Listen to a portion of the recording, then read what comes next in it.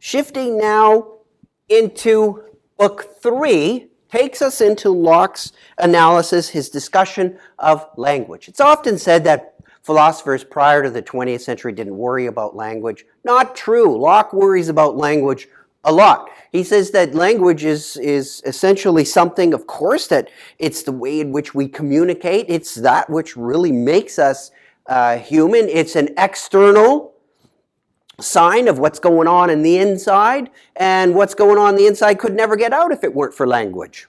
So language is extremely important. Language also is the source of many things that are products of the understanding. And language is also a source of not only communication, but miscommunication, problems, errors. So great joys, great sorrows, you name it. So Locke really understands maybe not what language truly is, because linguistics and the philosophy of language is largely, it's in its complete infancy when Locke is talking. He's one of the first philosophers to really dig into problems of language. So we can't fault him if he doesn't have a modern, sophisticated understanding like a linguist would have, or a philosopher of language in the 20th century. But nonetheless, you can't say that Locke didn't recognize the importance of language as an object of philosophical investigation.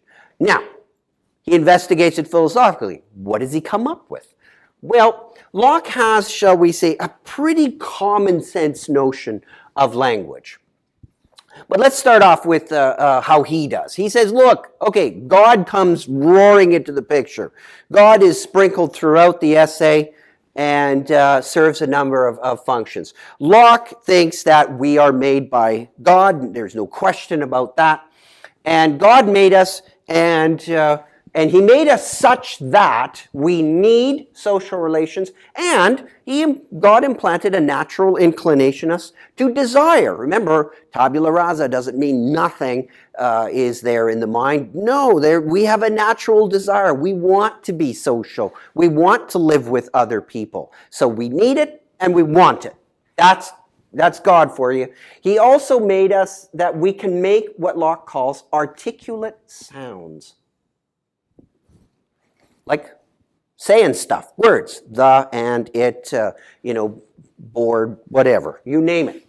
But, of course, what else? Well, Locke recognized that parrots can make articulate sounds too, right? Everyone gets a good laugh out of parrots saying things. But hence the expression parroting really means that nothing going on the inside. And that's what Locke says. Parrots can make words, they can make articulate sounds, but those really aren't true words. They're not really language. You can't have a conversation with a parrot in the way that you have a conversation with a fellow human being. Hey, maybe dolphins and stuff, I don't know. That could be. But if they speak a language, then it would be beyond just making articulate sounds. They would have to, on the Lockean framework, have some set of ideas that the sounds correspond to. So words are markers. Words are external things. They are sounds. They're singular sounds, like the and hat, a singular sound. That is a marker of an idea. And as we know, ideas are internal. So external markers of internal things. So words correspond to ideas. However, I put a little no to this. Be careful, because it's not the case that an idea and a word correspond one-to-one. In other words, that every idea has a unique word and every word corresponds to one and only one idea. That would be catastrophic if that were the case. If it were the case, then that would make all words into names, right? Because a name, the idea of a name, the meaning of a name is it singles out a unique thing in the world. Now imagine if all of our words were names. And like if I tell you something like, I was bitten by a mosquito yesterday. Well, you understand that sentence. Why? Because you understand all the words that are in it. Now, imagine if I had to speak in terms of names, and I don't even know how I would do it, because all the terms that all the words in that sentence are general ones. I would have to say, I was bitten. Well, I was bitten by by Bucephalus last night. And you'd be like, Bucephalus, what's that, right? And and if I say it's a mosquito, you understand me because we have a general term. You don't have to know or have acquaintance with the individual little bug that bit me, right? You understand it because of generality. So if we had to communicate solely in terms of names, could we even communicate? Probably not. Right? Think about when little kids haven't learned how generality really works, and you ask them about something and they start using names of their friends. You have no clue what they're talking about. So until they learn general terms, it can be very difficult to communicate. Pretty well impossible if someone were to speak. You know, even the term bitten is a general term. You don't have to have my experience of being bitten by a mosquito to understand the term bitten in the context of bitten by a mosquito. So generality is everywhere in language, but still, at the root of it all, it has to be anchored. These articulate sounds that we call language have to be anchored in ideas. So, can't have all words named. Also, if Locke is concerned about if you had ideas and words all really tightly clustered, that there's some necessary relationship of the articulate sound and the idea, well then how would you have different languages, right? So the same idea, and this is where it gets into a little bit of a debate. Locke would say that regardless of who you are, like if you speak French or you speak English, for instance, you would have the same ideas in your mind, right? So when I say in sort of the English mode of my mind, like dog, I would have a certain idea in my mind. But if I say chien, right, use a French word, it's just a different articulate sound, but it's the same idea. So we're all, there's a kind of universalism underneath Locke's view, is that the people of different cultures and whatever would basically have the same ideas, but we would put different articulate sounds on top of them. And of course we would rearrange things and you have different grammars and all that, but that's just all at the level of sound. So languages are just certain articulate sounds in different ways, and different languages are different articulate sounds, but the ideas are all the same underneath. That thesis is controversial because some people say, no, language is much of a deeper phenomenon than that, and language has a different way of the whole outlook, et cetera, et cetera. But Locke is taking it more on, shall we say, a kind of an everyday, fairly casual level of, no, language is just a series of sounds that reflect ideas, and we need general terms. So this raises some problems. If it's the case that, Locke has this kind of quasi-Shakespearean view, like in the play Romeo and Juliet, what's in a name? That which we call a rose by any other name would smell as sweet. So, saying, rose or hose or whatever, if that's all the same, it seems that we have a hard time getting around this. Well, it's always, words seem to be functioning like names. How do we get generality? Because after all your experiences are singular, right? You just have an individual experience. All of the words are singular sounds, right? They're external, they're articulate sounds, just a given sound. And Locke says that the world, the internal and the external world are all singular things. Like an idea is a singular thing. An object, like this pen, is a singular thing. So Locke is then put in the problem. He puts himself in the situation where he has to explain where we get generality from. Because as we've seen, you need generality even to understand a sentence like a mosquito bit me last night. You couldn't understand if it was just concatenations of names. We could never communicate. So Locke has the story to tell about how we come to generality based on so much particularity. Ultimately, he thinks generality is a construction of the understanding. So it is the understanding that constructs general terms. If you didn't have this, you couldn't communicate, you couldn't have language. So an important function of the mind is to construct general terms, even though there's no such thing as really generality in the world itself, but we need it. So how do we come to these general terms when our experiences are all individual? Well, you can think of, these kinds of experiments that Locke talks about. We've already, and in this one, we've already got some of the machinery that we'll need. Because remember, we've got abstraction, right? That is one of the faculties, right? We've talked about this. It's part of discernment. You can abstract. You can take an idea and leave stuff out. So, think about when children are learning languages. They make all kinds of funny mistakes, and then we think it's cute and charming. And then they quickly lose these errors, right? Because they're spoken to, and children quickly adapt. The function of learning a language is a fantastically complex and fast one. The way children can pick up a language quickly. Well, children make all kinds of generalizing mistakes, right? A child will often, for instance, will generalize very naturally but very quickly. For instance, if a child drinks milk or juice, thinks of milk as not just naming a specific kind of liquid, but will start naming all liquids milk, right? So we'll see a lake, right? And then we'll think it's large milk or big big juice or something like that. So children will naturally start putting these things together, generalizing with names and trying to come up with general terms. So, another milk or a big milk or whatever, something like that. So this is a natural function, and we help the child by talking to the child, and they learn these things. So what's another thing children do? How do they get general concepts? Well, for instance, if a child learns mom as a kind of name and calls other women mom, children will do that sometimes, they will eventually start noticing similarities and differences amongst the various women that it meets and the mother.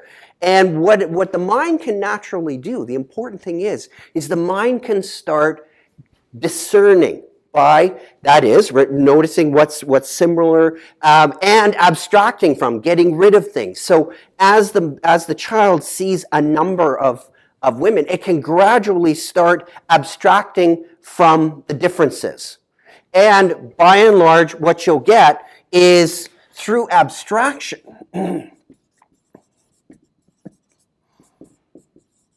Locke says the mind can start leaving out. So what does that really mean? Well, at first, it might have a notion of mom, and that applies to all women, but we'll start noticing differences here, and can eventually start to understand the term woman by leaving out particular differences, like realizing something, I don't know, something like the child knows a bunch of, like it's mom, maybe mom has a red hair, and one of the aunts has black hair, and another aunt is blonde. So leaving out the differences, so one thing might be hair color. Oh, that doesn't matter. So what's happening here is this concept is slowly becoming more abstract by the mind leaving out content. That's the whole idea of abstraction, is to leave something out and retain what you think is important. So the child learns that hair color can be left out. So that makes this a little bit more abstract than maybe something like height, and a variety of things will start to be recognized as differences, and these will all be left out. What's retained is that the concept will become simultaneously more broadly applicable, right? Because then hair color doesn't matter, height doesn't matter, all kinds of things, so that more human beings will be able to be put inside of that concept, or that concept can apply to it through this leaving out. And so this one will become increasingly abstract, and that's basically what generality is. It's through a process of abstraction, you can get generality out of the deal. And think about it. If you keep abstracting, that is, if you keep leaving out certain kinds of things that say you deem not important, you can even go more abstract, right? Because you might say, I don't know, going from this to eventually a notion of something like human being. right? And then because that's more abstract than woman, and then you can keep going to the notion of something even more abstract. If you keep going by leaving out more and more and more, you could eventually get to animal, right? So now the concept becomes increasingly, you're coming up with new, more general concepts like animal. So you're not just talking about like, human females or human males and females or whatever you want to talk about. You can keep going until you get to animal, and then you can get to a concept like living creature. So now you got plants in the story. And if you just keep doing this abstractive process, you can get increasingly general terms. So this is what Locke is trying to say. If you keep going and you keep leaving out material, you can get eventually to something like a concept like thing, concepts like being. So this is what Locke is trying to show, that we can move from all this particularity through very understandable functions to get what philosophers thought were highly abstract concepts that really they have to be innate. Locke is saying, no, they don't have to be innate. I can tell you a story how those kinds of words like thing and those articulate sounds can have sense, how you can start forming complex ideas of them through a basic mechanical process. So definitions, Locke says, well, those are just an articulate series of sounds that corresponds to an idea in the mind. And in this sense, everything is made up of singular things. There really aren't any true universals, but it is the mind that comes up with these terms that we think are universals, but there's no real universal in the traditional philosophical sense for a term like thing or woman or a human being to correspond to, not in the real existing sense. So generality then doesn't really exist independently of the mind. It is a creature, Locke says, of our minds. We're the ones that make it up. So Locke then turns to an interesting discussion of essences, which gets pretty complicated. But Locke doesn't want to say that there isn't any organization in the world, that the world is, as the nominalists thought, just a collection of particular things. Locke doesn't want to embrace that. So he doesn't want to embrace a pure nominalism, nor does he want to embrace a pure Platonism, where there are universals in the world, that the world isn't just a set of particulars, there are universals. So Locke, once again, is trying to have a middle position. So he thinks that, yeah, in some sense, there are essences in the world, things that really do group particulars together. He calls those real essences. But we can't know those. However, in our experience, the essences that we come up with through our generalization, so that we have content at this level, then we have content at this level, and content in all of these, increasingly abstract, or if you like, less content as we keep going. Locke says that those sets of content that attach onto these terms, we've got that through experience. Those he calls nominal essences. So we have real and nominal, nominal essences. So we've got two kinds of essences. Real, those are in the world. Nominal are the ones that are in our experience. These we can't know about, and these we know, because we build them. So what's the real essence of a human being? Locke would say we don't know. We have nominal essences of a human being. Those are that's a complex idea that we've built up over time, and we can put forward a set of articulate sounds, and we can talk about it. But what the real essence is of animal or living creature, the real essence, we don't know. However, Locke says, we probably are getting close to it with our nominal essences. So in other words, as we go about the world, as we experience things and construct right? Nominal essences are a construction, right? They're complex ideas. We're probably getting more or less something close to the real essences. We can't say for sure, but as science progresses, we get better. We have a better nominal essence of a chemical compound or like an element, like gold. We understand we have a better nominal essence of gold than we used to, but what's the real essence of gold? We don't really know, but because of how good science is and how powerful it is, it's probably the case that our nominal essence is getting closer and closer to the real essence. But at the end of it all, you can never know perfectly what's going on in nature. You're always stuck at the level of the nominal essence, but you can get better.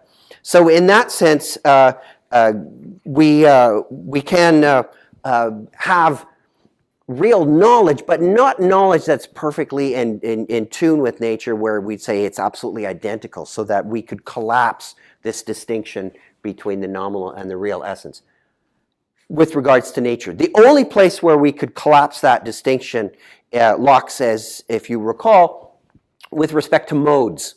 Right? Simple and mixed modes. These things, because they're not assumed to reflect anything, any ontological correlate or anything in the world, they are simply a nominal essence. There's no, if you like, there's no really real essence to these things. So there's no real essence to a triangle. When we know mathematics like triangles and circles, we know them. That's all they are, is a nominal essence, right? It's a construction. But the circle that's a construction in geometry has no nominal essence. But Locke says, the ring that's on my finger has a nominal essence too, the way I understand it as a complex idea. But it also has a real essence, and that is something that I cannot know at all. So this real nominal essence distinction, you got to be careful with it, but it's largely about the external world, and our knowledge is kind of a construction that reflects it quite closely. How do we know that? Largely it's based on science. Very similar to Locke's argument as to how ideas of primary qualities represent where ideas of secondary qualities do not represent. So there is a fascinating interplay of religion and science, all within Locke's empiricist philosophy. So there you go. That's the basics of Locke on language. He's got a lot more to say, but largely it's sort of a straightforward picture, and he's trying to explain how we can have different languages, and it's important to keep sort of this Shakespearean angle, which was common at the time, that it's an arbitrary connection between words and things, and generality has to be explained as a construction of the mind, not something that exists necessarily in nature. But any generality that does exist in nature is blocked off into a real essence, and you can't know that. All right, that wraps up my little bit on Locke and language. Stay tuned for more videos.